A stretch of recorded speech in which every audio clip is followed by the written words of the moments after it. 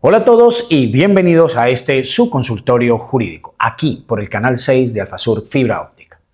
Para el día de hoy hemos querido retomar algo que hicimos en programas anteriores. Se trata nada más ni menos que de la reforma laboral.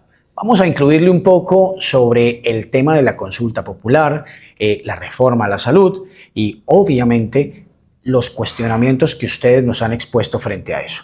No se muevan, vamos a tocar unos puntos que ustedes nos han pedido y vamos a desarrollarlos en estos minutos.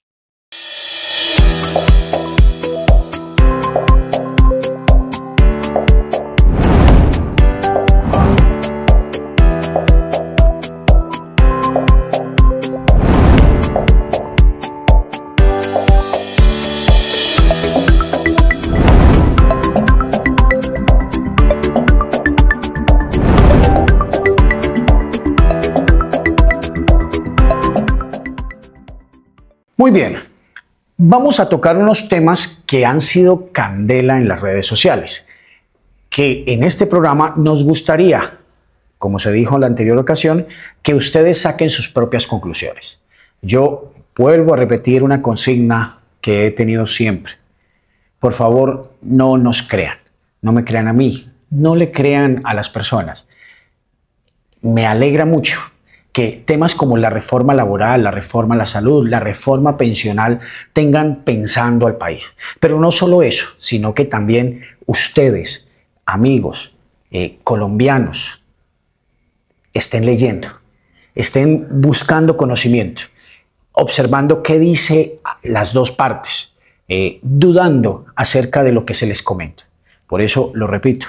Vamos a hacer un programa acerca de algunos puntos calientes que se han tocado en redes sociales y que esperamos también para ustedes los pongan a dudar sobre si esto está bien o no está bien. Primero, ¿es la reforma laboral inconstitucional? Esto es un tema que ha generado bastantes preguntas y bastante controversia en redes sociales. Observamos, por ejemplo, cómo un par de senadores que votaron con ponencia negativa a la reforma nos explicaban con mucha seguridad que su decisión de archivar o votar negativamente la ponencia de la reforma había sido precisamente porque la reforma iba en contravía de la Constitución y que por lo tanto se había tramitado de una manera irregular. Les explico. Cuando una ley modifica aspectos que tienen que ver con los derechos fundamentales de las personas, estas leyes se tramitan a través de una ley estatutaria, porque tiene que ver precisamente con aquellas situaciones que regulan derechos fundamentales de las personas y que deben ser tramitadas desde otra esfera y bajo otros principios para proteger o salvaguardar derechos que ya estuvieron regulados o que ya constan en nuestra Constitución Política de Colombia. Pero para otras leyes que no tocan precisamente estos derechos fundamentales, tenemos las leyes ordinarias. Las leyes ordinarias pues simplemente regulan estos otros aspectos que no tienen que ver o no cobijan la parte del título 1, título primero de la Constitución Política y por lo tanto pueden ser desarrolladas de manera segura en diferentes comisiones y bajo el título de una ley ordinaria. Para el caso de la reforma laboral fue tramitada a través del mecanismo de ley ordinaria, por lo que un par de senadores expusieron que precisamente su voto negativo se debía a que la reforma debió haberse tramitado como ley estatutaria, porque regula, como lo dijo un invitado acá, un estatuto, que es el Estatuto del Trabajo. Al ser el Estatuto del Trabajo una ley que regula derechos fundamentales de las personas, como es el derecho al trabajo, debió haberse formulado y debió haberse tramitado desde allí. Entonces, ¿están en lo cierto o no están en lo cierto? La verdad es que el trámite de esto y sobre todo el concepto de los derechos que se manejan en cuanto a la regulación de las relaciones entre patrono y empleado y otros artículos que genera la reforma nos deja pensando si pudiera ser estatutaria o ordinaria. En ese orden de ideas, creo yo, desde mi humilde opinión, que no le corresponde al Senado, no le corresponde a este humilde servidor, no le corresponde a los ciudadanos zanjar esta discusión, porque para eso nosotros tenemos un control de constitucionalidad. Quien le corresponde generar o decidir sobre si estuvo bien o no estuvo bien, pues es a la Corte Constitucional. Afortunadamente en nuestro país tenemos la división de poderes y se ha demostrado que tanto el Ejecutivo, el Legislativo y las demás ramas del poder público funcionan de una manera autónoma. Por lo tanto, la Corte Constitucional, que forma parte precisamente de uno de estos poderes, puede quitar o echar para abajo estas iniciativas que no están acorde a la Constitución. Por lo tanto, debe entonces pasarse la discusión hacia el plano de otros aspectos mucho más relevantes y puntuales. Por ejemplo, desde una parte establecían que no era cierto que se regularan derechos constitucionales, puesto que los derechos que se regulan dentro de la reforma laboral tenían que ver más bien entre las relaciones entre patrono y empleado y no regulaban precisamente el derecho fundamental al trabajo, que al no estar contenidos dentro de ello, entonces no debería tramitarse por ley estatutaria, sino por ley ordinaria. Por otra parte, entendemos también que algunos de estos artículos regulan derechos sindicales, por ejemplo. Esos derechos sí están cobijados como fundamentales. En fin, últimas, la mayoría de los artículos que hemos escuchado pues regulan precisamente horarios, pago de horas extras, y algunas remuneraciones y algunas situaciones que sí tienen que ver en lo posible con la relación patrono-empleado, más no entre el derecho al trabajo como tal. En fin, como esta discusión es tan amplia y deja tantas aristas y tantos puntos de vista, pues tendría que ser la Corte Constitucional la que finalmente exponga si existió una vulneración al trámite de la reforma y por lo tanto debió haberse tramitado por ley estatutaria. En ese orden, usted puede sacar sus propias conclusiones, puede mirar diferentes puntos de vista. Hay algunos expertos que están hablando desde las dos esquinas, exponiendo que precisamente puede tramitarse como ley estatutaria o como ley ordinaria. Puede usted revisarlo y de allí sí opinar con la certeza que le da el conocimiento. Punto 2. Vamos a hablar sobre algo que todos los colombianos estamos poniendo sobre la mesa. ¿Esta reforma nos genera desempleo? Hemos tenido sendas manifestaciones de algunos de los ponentes del archivo de la reforma tributaria, como también de otras personas que están en desacuerdo. Los quienes votaron la ponencia negativa exponen con unas cifras grandísimas que la reforma como tal va a generar la terminación o la quiebra de un sinfín de empresas en relación a que muchas de ellas son las PYMEs, las pequeñas y medianas empresas, y que este aumento en los costos, precisamente porque lo que se regula es la relación empleado-patrono, este aumento de los costos va a generar que estas empresas medianas y pequeñas quiebren. Explicándonos, por ejemplo, cómo eso haría explotar el tema del desempleo en el país. ¿Esto podría ser cierto? Porque observamos en redes sociales cómo muchas personas defienden unos pronunciamientos como estos, en donde las cifras, que son cifras y son datos establecidos desde proyecciones que realizan ciertos centros de pensamiento o algunos expertos o algunas personas que como yo podrían simplemente hacer unos cálculos basados en la profundidad de las reformas, el impacto que tendría y cómo el trabajo podría adecuarse o cómo la situación laboral podría adecuarse o no a los cambios que se realizan. Esto se conoce como la elasticidad del empleo. Pero entonces, ¿estas reformas generarían desempleo? Por una parte están estos datos estadísticos, algunas cifras que nos han dado, que como les digo, se deben precisamente a una proyección, es algo que no ha ocurrido y que por otra parte estamos olvidando cómo circula el dinero en la sociedad. Hay otros expertos que están indicando que precisamente el mejoramiento de las relaciones laborales entre patrono y empleado, el mejoramiento de las condiciones de los propios trabajadores hará un efecto contrario, porque el motor de la economía es precisamente la clase obrera y la clase trabajadora.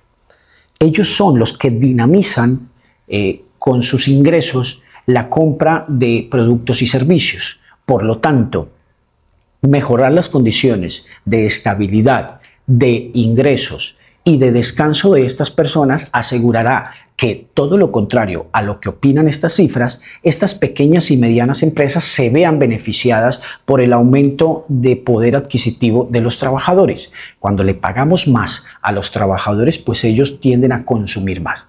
Recordemos que aquí en Colombia todavía no hemos sido educados en inteligencia financiera, por lo que el colombiano de a pie, usted y yo, no tenemos pensado, o muchos de nosotros no tenemos pensada nuestra vida a 5 años. A diferencia de algunos países europeos, en donde a los niños desde su etapa escolar se les enseña a darles una mesada y que dicha mesada tiene que durarles para el mes, el colombiano una vez sale de su trabajo o pierde su trabajo o termina su relación laboral, no tiene para sobrevivir 1 año, 6 meses, 1 mes, porque casi siempre, y perdónenme si me equivoco, los colombianos solemos vivir al día. Entonces, aumentar este tipo de condiciones, transformar los contratos de prestación de servicios a contratos estables, puede ser a contratos a término indefinido o a contratos a término definido no inferiores a 1 año, puede generar esta estabilidad que necesitan muchos colombianos para salir de ese aletargante o de ese momento en el que solo viven del día al día.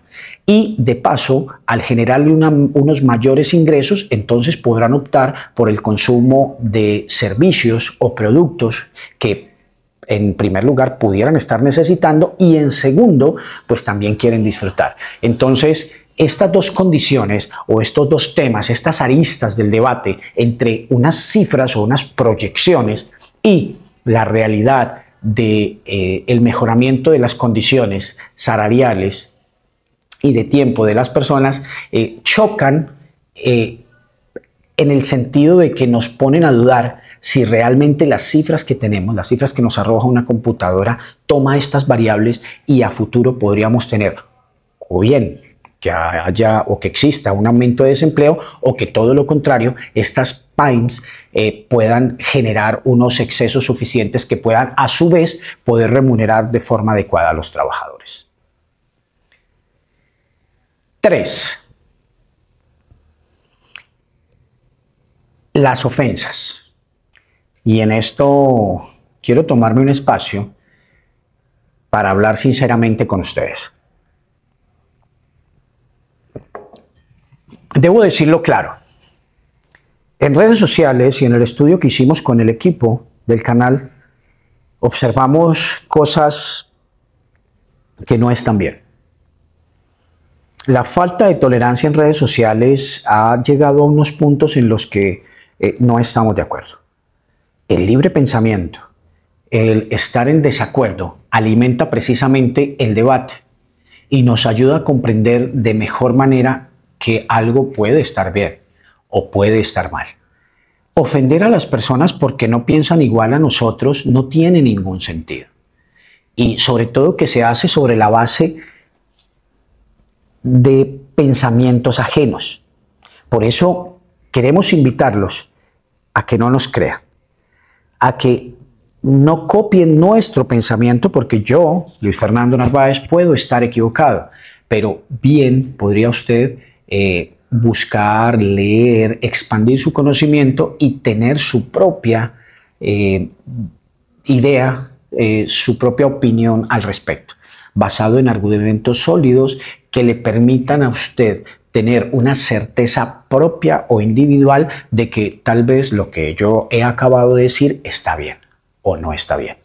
Pero eso no es óbice o esa no es la razón para que, si usted tiene el convencimiento pleno de que una idea o un pensamiento que usted tiene está bien, la otra persona sea tonta, manipulable, de derecha, de izquierda, mamerto, paraco, terrorista o no sé. Esto está mal. Y si bien es cierto, yo aplaudo que temas como estos abran los espacios de debate para que entre personas podamos discutir frente a lo que está bien y frente a lo que está mal, no puedo avalar que empiecen a generarse odios entre colombianos. ¿En qué momento se nos olvidó que todos pertenecemos al mismo país?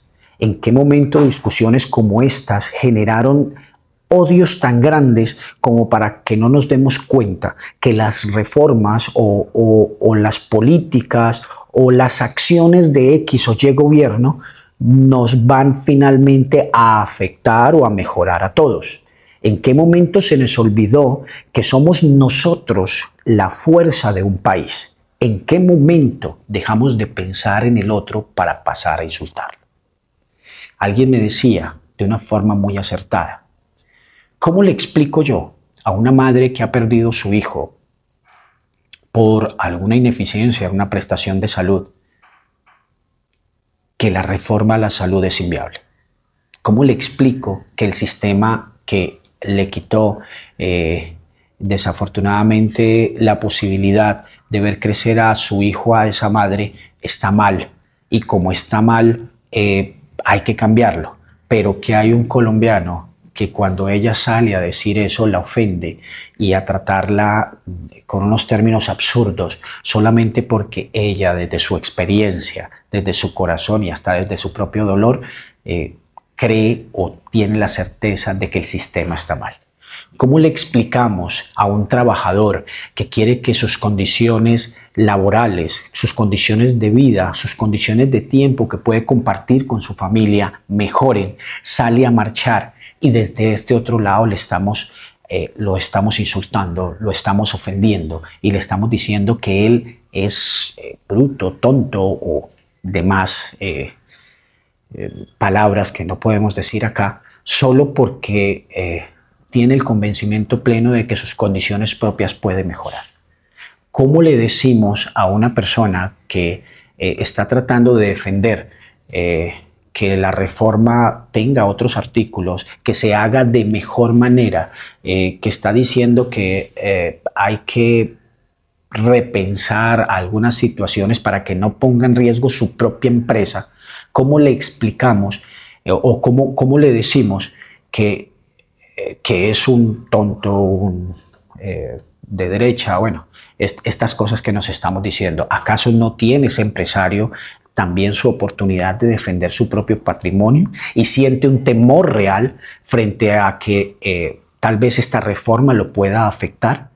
Claro, nos estamos solo viendo desde lo individual. Estamos creyendo que este tipo de situaciones y de acciones solamente nos afecta a nosotros. Y como pueden darse cuenta en redes sociales, esto nos está afectando a todos. Los invito a que cesemos cualquier tipo de comentario denigrante frente al pensamiento de otro. He visto muchos comentarios en redes sociales que empiezan respeto su opinión. Y no es así. Respetar la opinión significa valorar la opinión del otro, estudiarla, analizarla y, si es posible, debatir un poco. Pero respetar la opinión no es decir cosas como: respeto lo que usted dice, pero yo tengo razón porque yo sí leí la reforma y usted no. Esas cosas no se deben decir. Primero, porque usted no lo sabe, no conoce si la otra persona realmente lo ha hecho o no lo ha hecho. Lo ha hecho tal vez como usted leyó la reforma, pero usted la entendió desde su propio punto de vista y la otra persona la entendió desde lo otro. Entonces, por debajear a este tipo de comentarios, me parece que lo único que hace es aumentar la racha de odio y la racha de división que no podemos tener en un país que bastante guerra hemos tenido entre colombianos.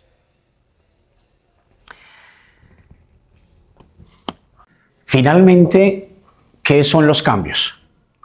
La reforma laboral se hundió en el Senado de la República por una ponencia negativa, pero nosotros los colombianos nos hemos puesto a pensar qué son los cambios. Algunas personas le tienen miedo al cambio. Siempre hacen lo mismo, van donde las mismas personas, comen lo mismo, siguen los mismos. Y eso está bien porque nos genera una estabilidad. Pero, ¿son los cambios malos o buenos? Si algo está bien, debemos dejarlo como está. Si algo no está bien, debemos generar las adecuaciones necesarias para que funcione de mejor manera. Los invito a que pensemos si los cambios son o no son necesarios. Si debemos apostar por mejorar las cosas o debemos conservarlas tal como están.